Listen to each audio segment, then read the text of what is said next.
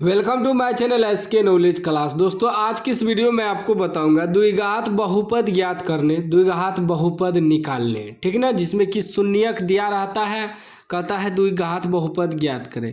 यह सवाल ऑब्जेक्टिव में पूछा गया था दोस्तों, इसलिए ऑप्शन दिया हुआ है। तो ऑब्जेक्टिव में पूछे या सब्जेक्टिव में पूछे, बनाना उसी प्रकार है जिसे मैं आपको बताऊँगा।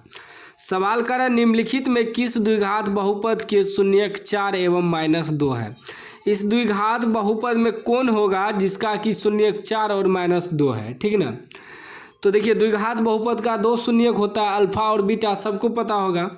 तो शून्यक दिया है तो इसे अल्फा बराबर मान लेंगे, अल्फा बराबर 4 कोमा बीटा बराबर मान लेंगे 2, ठीक ना। द्विघात बहुपद निकालने के लिए हमें अल्फा प्लस बीटा और अल्फा इंटू बीटा मालूम होना चाहिए, तभी आप द्विघात बहुपद निकाल पाएंगे। तो देखिए ध्यान से समझिएगा पॉइंट को। शून्यकों का योगफल,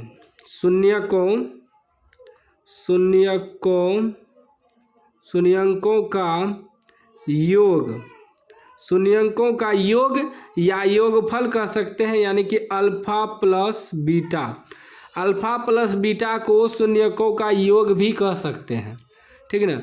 तो अल्फा प्लस बीटा हमें निकालना होगा, यानी कि अल्फा जोड़ बीटा। जब अल्फा को बीटा से जोड़ दिए, इसको भी जोड़ देंगे।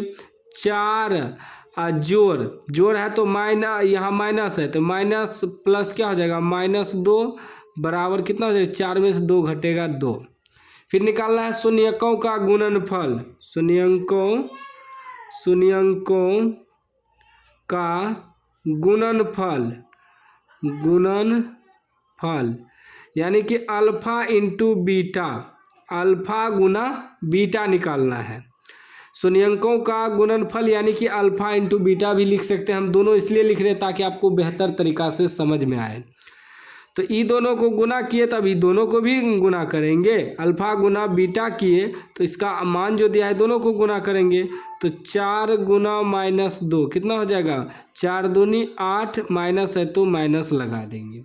अब हमें देखिए शून्यकों का योगफल और गुणनफल दोनों मालूम हो गया, तब द्विघात बहुपद आसानी से निकल जाएगा।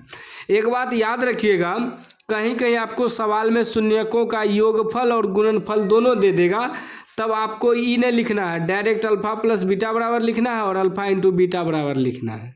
अगर पहले से योगफल गुणनफल दिया रहे तब, अगर सिर्फ दिया है कि शून्यक है तब आपको अल्फा प्लस बीटा और अल्फा इंटू बीटा निकालना पड़ेगा, ठीक। अब लिखेंगे द्विघात बहुपद बराबर, द्विघात बहुपद या द्विघात समीकरण भी कह सकते हैं। सूत्र होता है x² minus alpha plus beta into x plus alpha into beta, यह सूत्र होता है। इसीलिए हम यहाँ अल्फा प्लस बीटा निकालें और अल्फा इंटू बीटा निकालें, क्योंकि हमें सिर्फ अल्फा और बीटा का मान दिया हुआ था, सिर्फ शून्यक मालूम था, ठीक ना।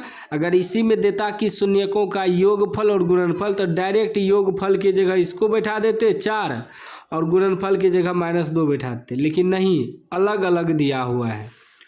अब इस सूत्र पे बैठाना है, तो x² minus alpha plus beta, alpha plus beta कितना है, 2 है, तो 2 गुना x करेंगे x plus alpha into beta, alpha into beta कितना निकला है, -8, ठीक ना। अभी क्या हो जाएगा, ये हो जाएगा x² minus 2x plus minus -8, यह आपका आंसर हो गया।